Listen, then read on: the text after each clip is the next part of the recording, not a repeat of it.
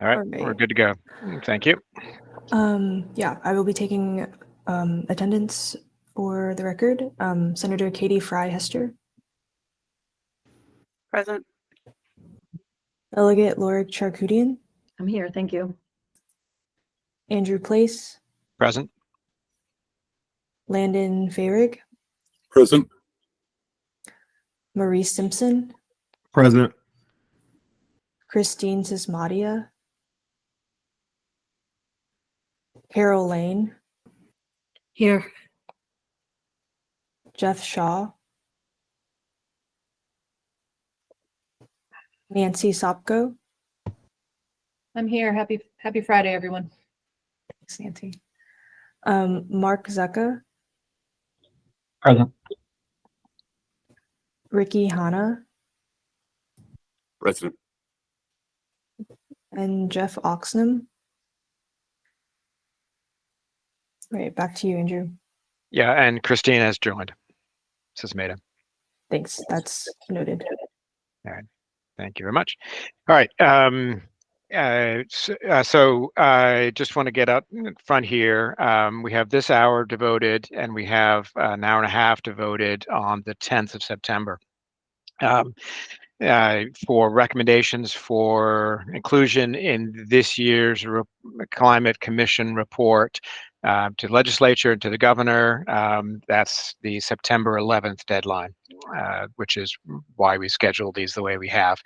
But I would note that, again, just to refresh us all, that there is no requirement for us, there's no statutory requirement for this working group to put forward recommendations. Just to note that clearly we should not be putting recommendations forward just for the sake of putting recommendations forward, to state the obvious. And but that said, we've got the microphone. We've got the ability to put things forward. So whether we take advantage of that or not in this time horizon, as we've discussed at several occasions, I think there's a solid way forward for this working group, since it does not sunset, for us to do a white paper, and it's been suggested, and we can discuss that, of course, that by the end of the year or into January, we could put forward a white paper that would in many ways accomplish the same point of getting recommendations from this working group, having the voice of this working group heard by the legislature and by the governor, as well as the Climate Commission. With that in mind, I just want to be always careful that this is not an MDE process. MDE does not control this. This is not a mouthpiece for MDE. It's just as statutorily set, housed within MDE. But this voice is yours. It's the collective voice of this working group members and all of you individually. So I just always want to remind us that that is the object here. That's the process here. That's the reality here. With that in mind, I know Senator Hester, you put forward some draft recommendations. Would it be of interest to you to work through those at the top of the hour here, or should we work through the list that we've previously gone through? Thanks, Andrew, and I appreciate your taking the time to talk with me last week. I mean, I think where I was at, and I really would welcome the opinion of the other members of the group, because I wasn't quite sure where everybody was at, but I was feeling like we had a lot of good ideas, but we were slightly rushed, and they weren't all at the same kind of level, or they weren't the same size or the same priority. They were just kind of, all of our collective wisdom on what should be done, but some were short term, some were medium term, some were long term. And so the email that I sent out was saying, like, hey, we don't want to miss this opportunity to be in the Climate Change Commission's report, but what if we just took like 3 big recommendations, and that I thought we possibly could all agree on, maybe with some wordsmithing, or some additions or deletions to the short-term actions. But anyways, take 3, put those forward, but then really commit to doing this white paper in January.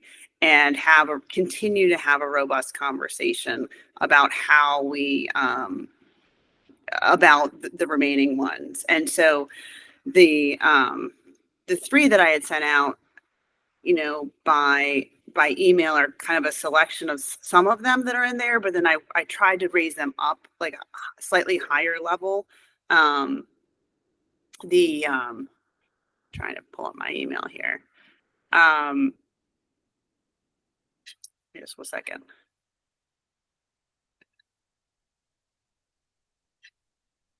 So the first one was just like taking 2 of the recommendations that I thought would address the short-term kind of energy capacity constraints. And this was around storage as a transmission asset, and then shifting the utility scale solar program to a more competitive bid process, similar to some other states. And so Excuse me, those, Judy. yes. Sorry, not as a transmission asset, on the distribution grid. Sorry. Okay. So I might have worded it wrongly then in the recommendations, but so we'd have to wordsmith that. But there was the basic idea was that these were short-term actions that would require legislation, which Delegate Charkoudian can walk us through. But that was kind of like the first bucket. The second bucket was around the need like a regular process for kind of holistic energy system assessments, something akin to a integrated resource plan. And that is something that I was talking with MEA about. And the third one was, we heard from Hopkins last week about, what kind of model we need in support of an energy planning framework. And so just making sure that that was kind of in there in case the model that we want requires additional funding for the legislature. I think we should, put that as a stake in the ground and commit to, basically kind of costing out what that would be so that we have a better idea come January what that might be.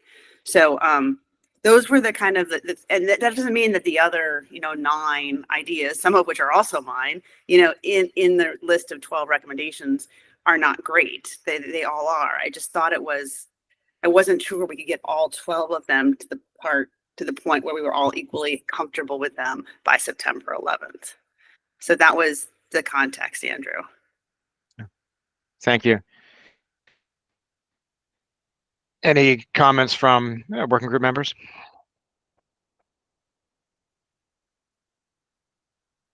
I'll jump in. I think I can live with and would support going with the sort of revised, more targeted and streamlined recommendations that Senator Hester has pulled together with my input and the input of some of the others on this group. I do think that if we go back to the list that we were working with, many of them need significant discussion, and some of them need to be rewritten to make sense in the context of jurisdictional issues.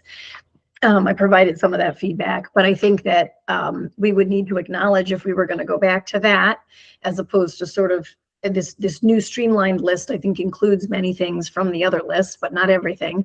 I think if we were to go back to that, it would require a significant commitment from many of us to have conversations until those recommendations both have consensus, which would take some time, but also are structured in a way that makes sense given the multiple jurisdictional issues that we have in energy markets.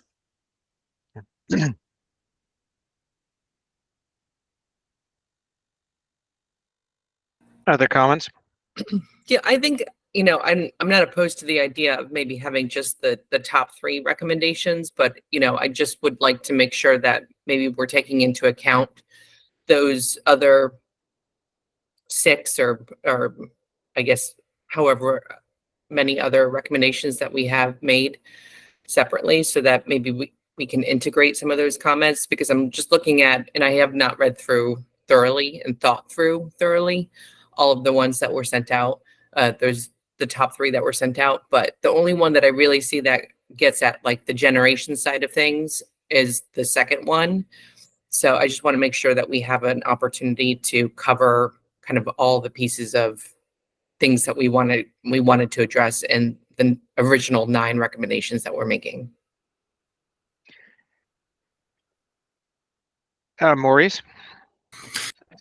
Yes, so I'm looking at the document that was shared, I think yesterday afternoon with the color-coded changes.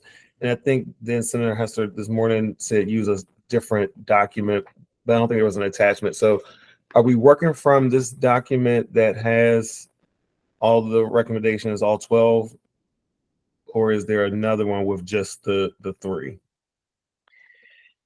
Yeah, there's a separate email that came out from Senator Hester on the same email chain that Stephanie sent that document on yesterday with 3 in the body. What she's referring to, Senator Hester is referring to, is 3 in the body of that email. Came through yesterday at 4 I see. Okay, PM. I see. So we're working through the body of the email and not the attachment. Well, they're both. Okay. We have both in front of us, and I think that's the gist of the conversation here. Might it be the will of the group that I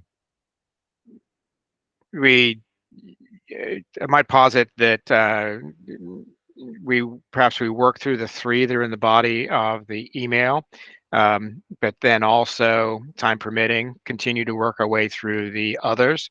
And see where we get today, and iterations through the week via email, as well as a voting session next the September 10th. And we then at that point see what the universe is. How many of these are ready for prime time? How many of these have been set by the wayside? And then we have a group. It may be 3, it may be 5, maybe 7. And then during that September 10th meeting, we collectively select what we want to put forward, 1, 2, 3, and what those are. And I'd also note, ancillarily, perhaps not ancillarily, is what we might, and I increasingly think this is a great way forward, what we might drop into our white paper. So, for example, we might we work today and we work into the September 10th meeting. We end up with a basket of 7 recommendations that we feel are fully fleshed out. And then we take a separate vote at that point to prioritize what might be the limited bucket we put forward to the commission, and what we might put into this white paper bucket. Might that be a useful way forward? Yeah, I think that's right. So you're saying that we work through the 3 top line recommendations and then continue to work through the rest of the recommendations. And then once we've discussed all of them, we'll distill from there. Yes. Okay. Yeah, I think that's right. Does that work for all? Sure. Yep. And Senator Hester, since would you like to take the lead on working through the 3 you have in the body of your email? You're on mute, I'm afraid. I was just curious if we could share the screen. Somebody could share them on their screens. We could all kind of look at them. And I would suggest that the first one really is Delegate Charkoudian. And I might have gotten something wrong, but I'd like to actually make sure we get the language right. All right, Stephanie, can you pull that up, please? Yes, let me copy and paste them into a Word document first so that it's kind of not in that email. Yeah, I'll jump in and just talk about that first document. I think that, the first section, if that's all right, Andrew. Absolutely, yes, please. Yeah, so I think as we're looking at where we are, the question is a number of things that have sort of happened over the last, there's been conversation about Maryland's energy grid for a number of years, but the things that have gotten a lot of attention recently in the need to put generation on the grid as soon as possible have been reinforced by significant load growth tied to data centers, and projection side of data centers, which has been highlighted in a lot of debate in the world, in our world, related to transmission, and then reliability must run, payments, and so really significant costs to ratepayers. And then also the significant costs of the recent capacity auction.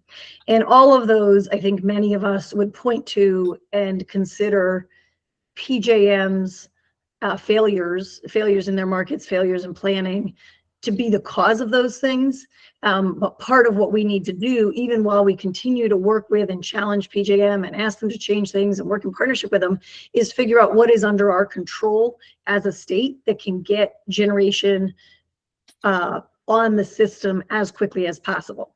And two things that we potentially could move the needle on in the next few years are storage on the distribution grid, and that's why it's all correct, except it wouldn't be storage as transmission because it's not on the transmission grid. So storage on the distribution grid is something that is very much within our control because it doesn't require an interconnection queue wait of 5 to 6 years at PJM. However, it can be bid into the PJM demand response market. And so it can affect capacity market as demand response. So it can affect capacity payments, and it potentially, and this is where we need to do an analysis to figure out exactly what the policy should look like, but it potentially could avoid or delay some other transmission upgrades depending on the locational value of where it goes and how that all plays out. So that's the broader concept. And I think if we were to recommend it, well, frankly, whether we recommend it or not, I'm going to have legislation on it next year. I'd love to have it as a recommendation. But the recommendation would be between now and the legislative session, it would be further fleshed out. So we would have a clear understanding of what it is that would sort of actually go in front of the Public Service Commission and what they would actually order distributed energy, what they would order on the distribution grid in terms of storage. So that's sort of 1A that in theory, again, if the numbers work, could be implemented within a year or two, could make a difference in terms of on the generation side of the mix. I'll stop there to see if there's questions before I shift to 1B. Mark? Yeah, Mark Suka, representing Potomac Edison Utilities. Yeah, definitely appreciate this suggestion here. Just interested in how this would interact with the storage program that was enabled by the 2023 law that the PSD is currently implementing. Is this a supplement to that? Yeah, I think they potentially overlap. Really, the 2023 law was a goal. Like we said, we want 3,000 megawatts of storage by, I can't remember if it's 2030 or 35. And we said to the PSC, figure out how to make that happen. And we don't actually have a plan for that yet. And so at some point, we'll have a plan for that from the PSC. And I think depending on what our analysis of this distributed storage ends up looking like, it could contribute towards the 3,000 megawatt goal. And I imagine, you know, again, without having done any analysis, I imagine the storage that we're talking about in 1A is like 1, 2, 3 megawatts at a substation kind of storage, locational storage managed by the distributed utilities and demand response programs, as opposed to a couple of kilowatts, you know, sort of across houses, although we also have the capacity and we are doing the virtual power plants that are associated with the Drive Act and so on. But in terms of how do we get out there really quickly in a targeted way that's focused on the locational value, that's kind of really what this piece of it would be. It would be, how do we do something very quickly that is within our control? And without having utilities or PSC or anyone do the analysis yet, it's a concept that I've talked to other utilities about. I'm curious about your thoughts. But it's not one that anyone's kind of run numbers on yet. So that would have to happen in order to figure out how much it could actually solve our problems. Absolutely, that's very helpful, Delegate. And yeah, we'd be happy to talk more about this. And I would say that this goes along with some of the discussions that have been happening in that work group already, as far as how parts of that program could be developed. So thank you. Senator Hester, you had your hand up, or? Yeah, no, I just was wondering if Stephanie could delete the part that I think there was another recommendation in the longer list about storage as a transmission asset. So just so that we're literally like all on the same page, I think it's the parenthetical, that what's in between the parentheticals that needs to be deleted. Just the storage as transmission asset portion? Yes, that's correct. Okay, I can do this. Thanks. Which we're also huge fans of, but we have less control over that in the state. Ricky? Yeah, obviously, as Maryland's probably the only batteries manufacturer. I'm in violent agreement with the philosophy, obviously. I think, the more battery we put it into the grid, the better.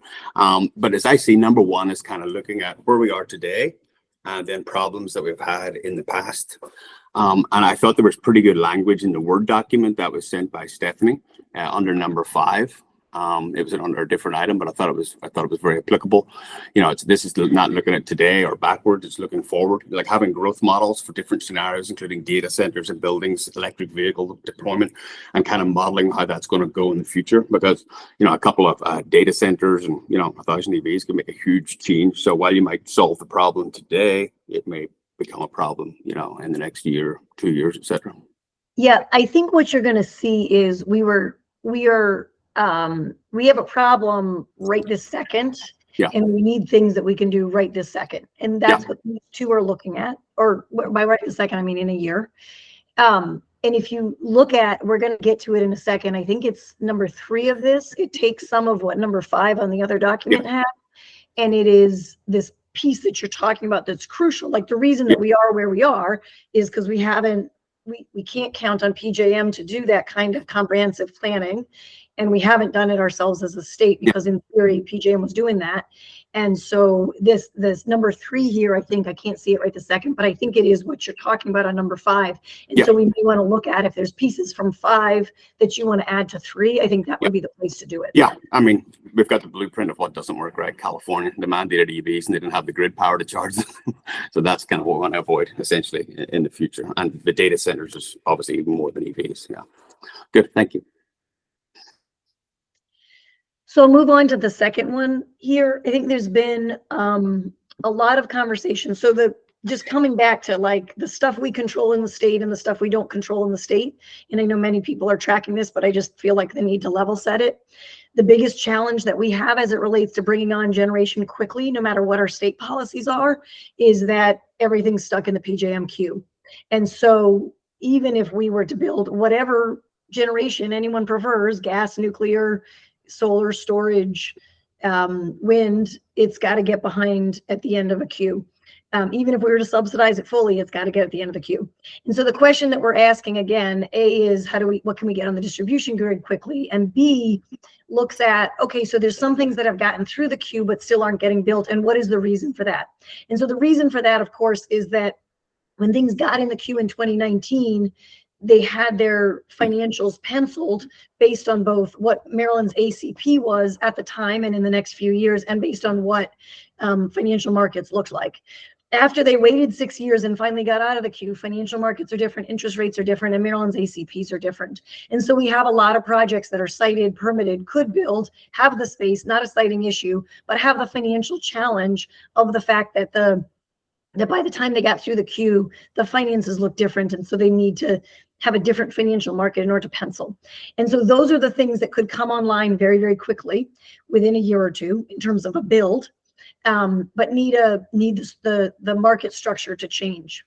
There's been debate for folks who've been following in the legislature about changing the SREC market. And one of the pieces that's come to the top of those suggestions is changing for utility scale solar to move away from SRECs as we currently have them and towards what Illinois, New Jersey, New York have, which is a competitive procurement with a fixed sort of strike price and leading to a variable REC over time.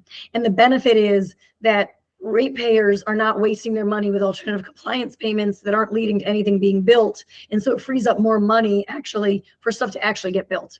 And so there's a question that I have in a meeting with Public Service Commission, and I think they're on here, they may weigh in on this, about how quickly they could move from what we have to this sort of a model. But moving in this direction, it would take legislative change in January But moving in this direction, and I've spoken a lot to the solar and the utility scale solar industry, and I'm not sure if anyone's here from that industry, about moving in this direction, actually allowing for these adjustments in the reality of the financial situation for these projects that are cleared, cited, and need to be built. And so that's the idea that could get that generation on as quickly as possible. And there's a question mark still related to this of could we put storage on there as well, or would that require getting to the back of the PJMQ? And that sort of is in still a question place.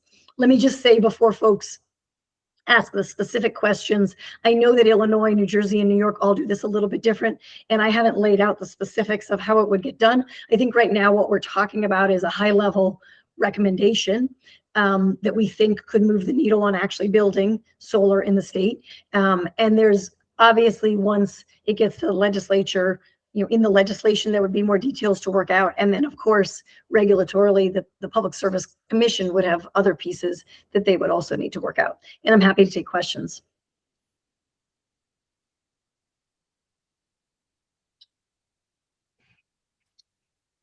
It was on my, Delegate Shakoudian, it was on my thinking of perhaps looking at the recommendation as that first sentence and taking out the other two, other than to have them as background. And as I was thinking that in a way that opens up more, it's like Pandora's box, and we don't give any clarity of what that really means. And wondering, and I'd be offered to do this, taking a look at the New Jersey or New York or Illinois template, and whether there's language in there that actually can really give a specificity to what that implies, those last two sentences. I think the second sentence is just a description, and I think it's fine to remove it. I mean, it's an explanation of why, even though in my mind, it's an explanation of how it is that you move away from ACPs and what, as far as I'm concerned, wasted ratepayer money, and you could still get more money to the solar industry, right? But I think that may be more detailed than needs to be, and so I'm fine with removing that second sentence. I think the last sentence, I think from our recommendation to the commission, it's fine for that to be removed as well.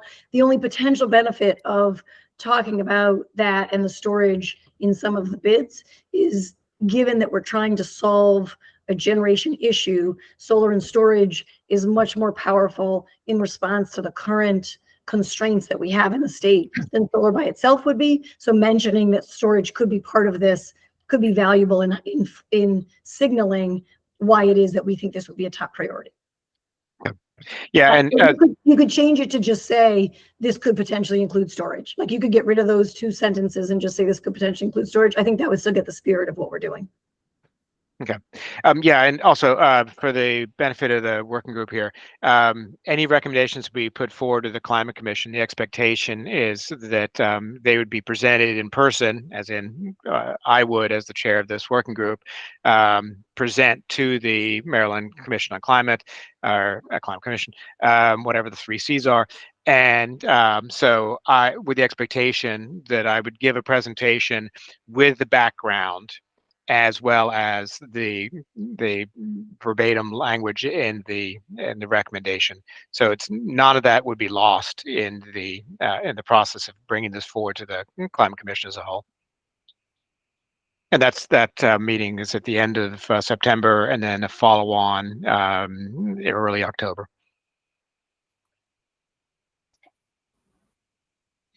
So I'd say, just got to restate that in a simpler way. I expect that we will come out with narrative as well as the fixed wording of the recommendation, and they will both be presented in person to the Climate Commission. Was there a question, or?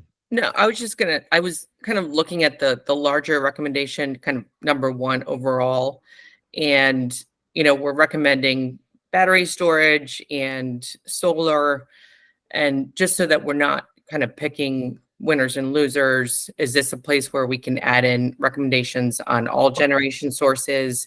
So can we add in the recommendation from the larger 12 package on the SMR feasibility study here, or any other recommendations that we have on, I don't know what the other 12 say, but on other kind of generation sources here? Well, I'll just answer from the perspective of the idea behind this. These were things that could be done in 1 to 2 or 3 years. And I think one of the real questions about FMRs, among folks who even among folks who are very supportive of them, is realistically when might they come online? In that debate about 5, 10, 15 years, I don't think anyone is talking about them coming online in 1 and 2 and 3 years. And so I think number one is really focused on what can be done right now with technology that we can see right now. And so then anything else that's looking at what are those longer term solutions, I think we could talk about where that goes, but I would say it's not the spirit of what we were trying to do with number one.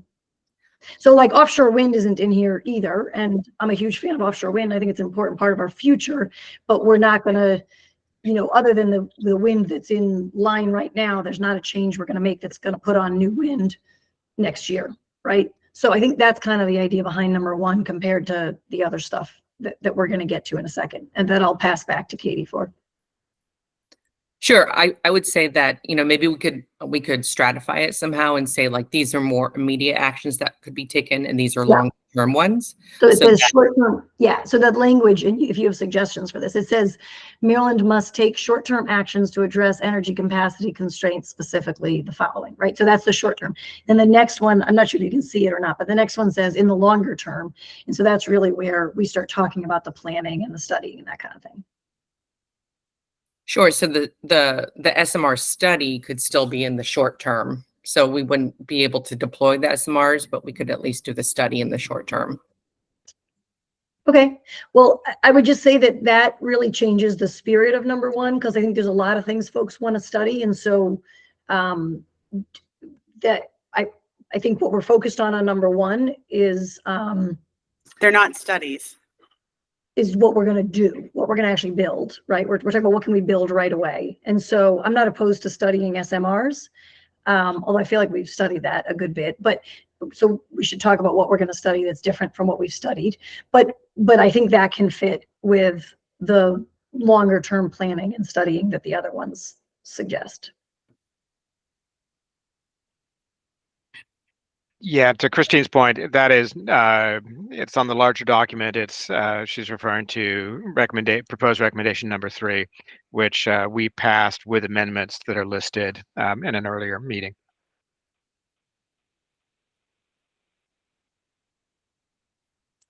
Yeah, that's fine. I mean, we can include that or not, but I don't think it's part of number one. That's my point. Yeah. It's not the spirit of number one, which is what we build next year.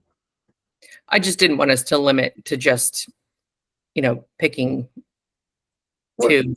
We're picking what we can build next year. Yeah. There's a lot of things I want to build. I can't build them all next year because of PJM and transmission and siting and a bunch of stuff. So this is about what can we actually build next year, not necessarily what's our personal, favorite type of generation. Because mine is offshore wind, just for the record. Not on the list.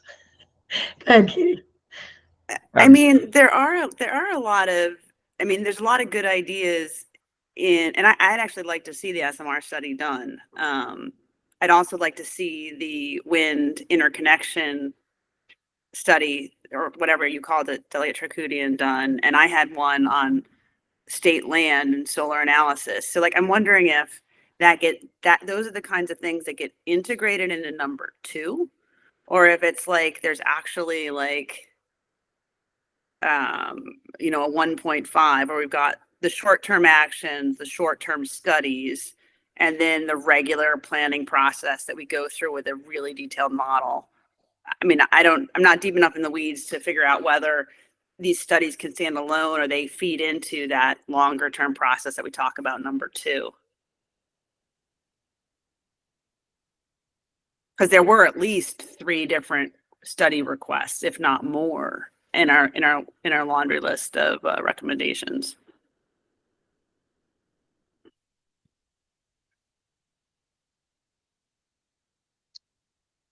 I don't know if it was Ryan was from MEA was helping me draft this holistic energy system assessment number 2. I don't think he's on the call, but has anybody who's familiar with integrated resource planning know if these studies kind of fit into that type of study? Ben? Ben with the Maryland Public Service Commission. I think the kind of studies you were discussing could fit within the energy system assessment, just like an IRP would probably fit under the energy system assessment. So yeah, you could probably slot what the various studies you were discussing as I don't want to promise MEA's position on that, but like in terms of they're looking at, could we use this to help us meet our goals? I think they would fall into this broader idea from the state energy planning documents that we had looked at. So I think that they all could fall under there in terms of possible action items that the state could take. And then, yeah, and if you want me to talk more about an IRP, I can attempt that, and then Andrew can supplement. But I think that's more specific directly to what actions the utility should take specifically over a set time frame, like 5 or 10 years. So the studies I think you're all referring to would be part of the holistic energy plan of the state. Yes, so I think it does fit under 2. Just you might need to specify if you want a specific study done. Yeah, and yeah, that's aligned with my thinking on this as well. Other than as Christine has pointed out, I would see value in putting a flag in the ground on the specific studies. Yes, and generically, this sort of work would undergird an IRP process. The IRP would have to understand the limits and opportunities and potentials, benefits to the grid of these types of technology and when they might arrive and at what cost. But I think if it's the will of this group, using the microphone to say, yes, these specifically discrete studies are important to be done in short order.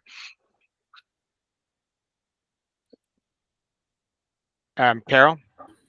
Yeah, I was just going to add, and as you just said, the final sentence of your last comment, I'm wondering if instead of short order, that maybe there's a way that you could have them done in parallel as opposed to sequential. Because if you wait and just do the immediate activities and then you start the studies, you're pushing everything for the longer term out. If there's a way to emphasize that these studies need to be done in parallel as you're implementing the near term choices or generation sources, it allows you a shorter term in terms of making the next set of decisions you need to make in terms of power availability or generation.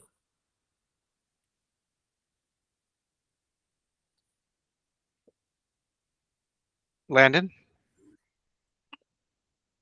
Yeah, in a way, I think I'm agreeing with Carol in that I think some of the studies that we had discussed and voted on are almost prerequisites to a more integrated statewide plan. So I just wouldn't want them to get completely lost in the mix here.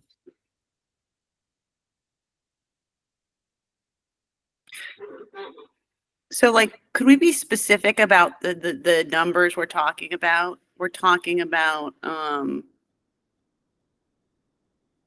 recommendation 3. Yep. Recommendation 2 on reconductoring.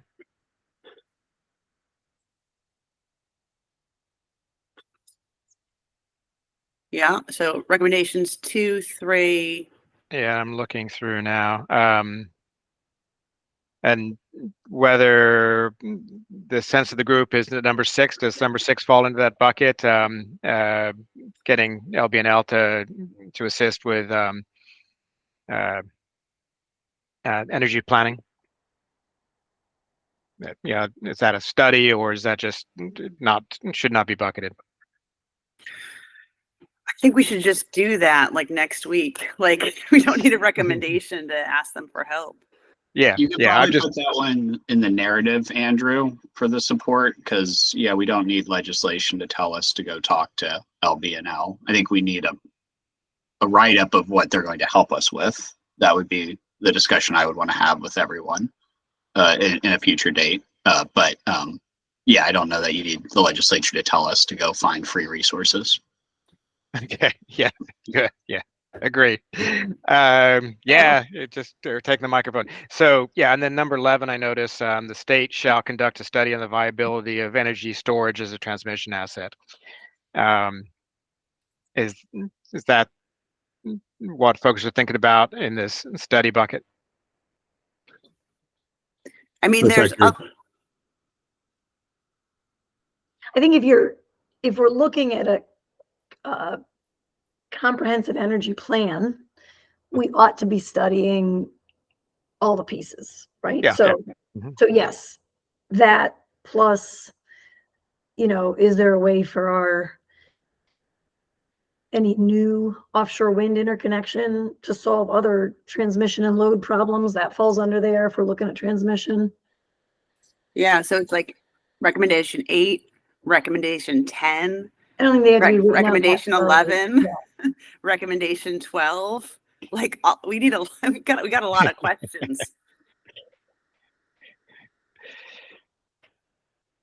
I think that there is a difference though. Like, and then I've got to jump off, unfortunately, but like I think that my vision with a comprehensive annual study was that was a bigger process, right?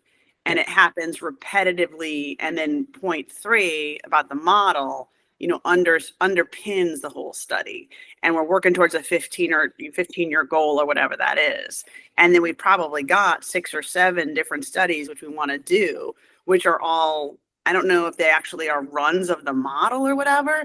I'm happy to articulate them, but I think that there's I just want to make sure that we're differentiating between the big thing that happens like annually with this 15-year goal and the 5 or 6 really valuable studies that we've identified, which I think we should list out, maybe not in as much detail as they are currently, but we should list them out in some way. Yeah, I mean, may I offer that? Yes, yeah, absolutely. We don't want to lose sight of the big picture stuff here, the long-term, heavy-hitting pieces. But this working group has brought forward several discrete, hey, we need this right away, and it doesn't mean that that's the exclusion, that's the universe. It just, hey, these are important pieces that attention needs to be drawn to in short order, as in funding need to be supplied, or someone needs to be assigned to do this to make sure these studies get done. And it's clearly not meant to be comprehensive. And whether we could, if we create this document, we have a segment on immediate study needs, immediate analysis needs, and that's a standalone sub chapter of our list of recommendations we're putting forward to the commission. And as Senator Hester noted, it doesn't need to be tightly worded or detailed. This is just a very simple sentence. Yeah, we need an analysis of interconnection of offshore wind into the Salisbury substation. Would that work for us as illustrative and gets our points across, but doesn't detract from these overarching pieces like the number 2? So are you imagining we might take the other recommendations, have a number 4 that lists out, here's the things we need to study SMRs, specifically at retiring fossil plants. We need to, so is that kind of how you're imagining that? And I think create that a, makes sense. sorry, go ahead. Mhm. I think that makes sense. I think a number 4 that has like study the following things and the bullet points from where we were headed with that other document. I think that makes sense. I agree, Delegate, and I think Andrew, the way you phrased it as immediate study needs is a great way to approach that. I agree as well. And just a point of information, just because I work with states across the country, there's a lot of other states that do something very similar in terms of doing comprehensive energy planning. But they also do, and it just might be a matter of diction, but a lot of states also do just strategic planning, and they characterize it as like an energy strategic plan. Delegate Shakudian? Yeah, I'm wondering if we can add to the study of SMRs, conversations about timelines, because I do think one of the challenges that we have in a lot of these conversations is this question about what's realistic. So what's realistic for what it takes for offshore wind to come online? What's realistic for solar? What's realistic for SMRs? And I think without having that, part of what we're seeing right now is the lack of effective kind of PJM comprehensive planning and addressing of issues has put in our lap a need to do this kind of planning. And if in our plans, we are talking about needs that are 5 years away and technologies that are 10 years away, I think we're going to find ourselves in trouble again very soon. And so I want to add to the questions that we're asking about all of the technologies that we're talking about timelines. And those timelines might be affected by technology, they might be affected by interconnection queues, they might be affected by transmission, but I think that's a useful thing to really be starting to look at every single time we talk about what else we're going to bring online. Yeah, all right, to that point, what about adding on to that recommendation 3, something along the lines that the study must consider the time horizon for commercialization and when these technologies may appear in the market. Is that? Yeah, I think that's really helpful. I don't want to be over prescriptive, because That's there's a fine. lot of questions as people say, okay, well, what does that mean? But I think it draws attention to your point about, okay, what's the temporal dimension on the arrival? Thank you. Okay. All right. So I'll work with Stephanie to flesh that out, and you'll get another iteration. All right. And so circling back, we have 9 more minutes in this call before our next iteration. The recommendation 1, the proposed recommendation 1 on your screen, if you can scroll, is at the will of the working group that we carry forward this language, and I would posit that we sort of, in line with what I was noting at the top of the hour, that this is sort of provisional. Let's set this. If there's a vote to go forward with this, okay, people can comment back over the next week or 2, and then we will be revisiting all of these in a final form on October 10th. Sorry, September 10th. All right. Maurice? Right. So today we're going to vote on the concept of 1 with an opportunity for any particular specific like word changes for final vote in the next meeting. Yeah, that would be my instinct. I think that would be wise. I think folks having additional time to think about it, cogitate on what we've put forward here, and then we've clearly got a process on September 10th to do a final go through and say, yeah, we're good, or no, let's pull this back. That's fine. I'm comfortable with that. All right. All right. All those in favor, please signify by saying aye. Aye. Aye. Aye. Aye. Any opposed? All right, thank you. This language has been carried forward and further into our process. And number 2, do we have 7 minutes left? Is there, do we have sufficient time to take a look at that? Or should we go to number 3? I like the will of the working group. What's the will of the working group?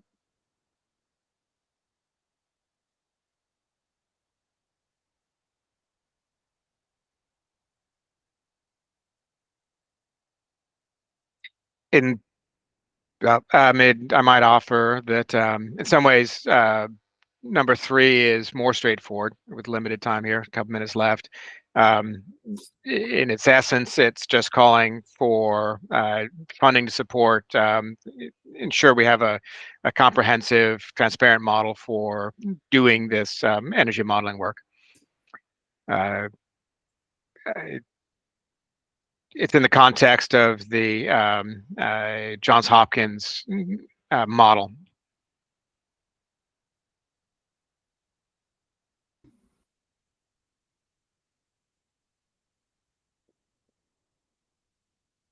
Landon? Yeah, I would agree. Let's try to move forward on number 3. I know the introduction to the Johns Hopkins model was a lot of information, but it does provide a framework that is open resource and therefore available for peer review as well. Provides a lot of flexibility and ease of use relatively. So I'd like to move forward on 3 if we could.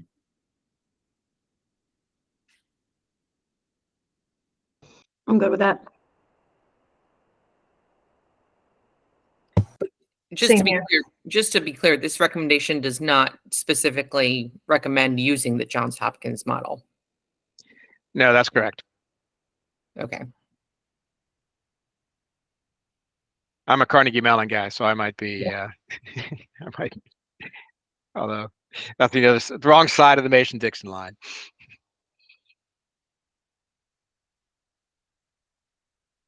There was, yeah, there were some questions about that model that I think that my folks would wonder about. So I just would wonder if we wanted to have a specific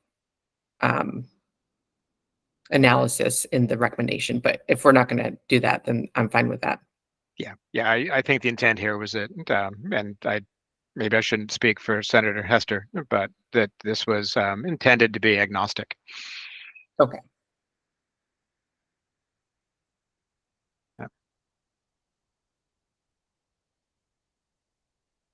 All right, with that, if we may take a vote on it, all those in support of carrying through this language further into our process is tentative recommendation.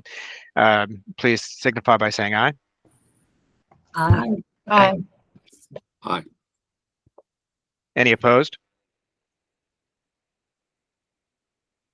All right, it carries forward. Thank you on that. All right, and number 2, we obviously are against the hour here, but this is focused on energy planning. It dovetails or may supplant, it's the will of the group, with number 5 in the larger document. If I may,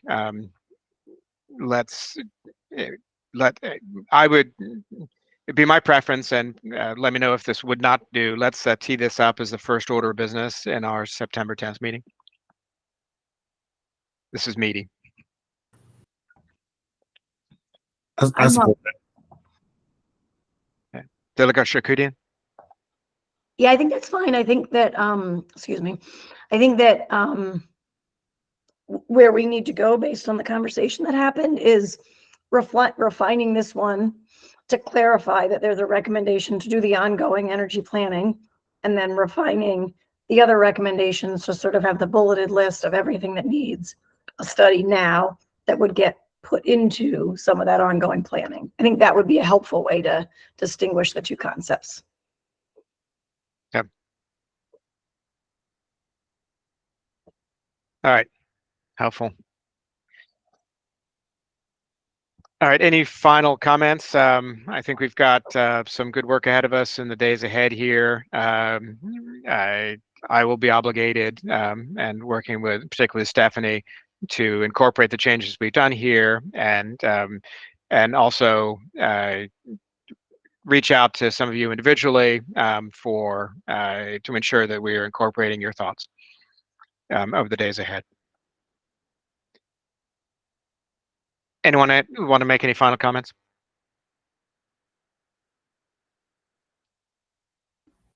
All right. Thanks, Seeing- Andrew. Thank you, everybody. It's great to see you all. Look forward to weekend. our work ahead. Thanks. Bye.